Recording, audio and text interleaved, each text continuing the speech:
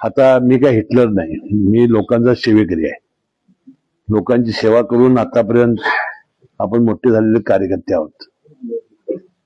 आणि आपल्याला माहिती आहे की एवढ्या प्रदीर्घ कालावधीमध्ये आणि कधी आम्हाला मस्ती आलेली नाही.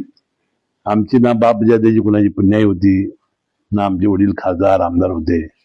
एक सामान्य कुटुंबातून आपण वर आलेलो आहोत आणि जनतेच्या पाठबळावर आणि कार्यकर्त्यांच्या श्रमावर आपण मोठे झालेले कार्यकर्ते आहोत. हे भान मी नेहमी माझ्या मनामध्ये ठेवलेलं आहे आणि मी माझ्या कधी मर्यादा ओलांडलेल्या नाहीत.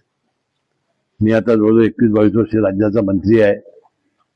सातत्याने मनात कुणाच्या असो किंवा नसो मी आमदार आहे, परंतु आपल्या बोलण्यात, चालण्यात, वागण्यात, कृतीमध्ये आपण कधी असा अहंभाव दाखवला नाही आणि आपण मस्ती कधी आमच्या जीवनामध्ये आलेली नाही.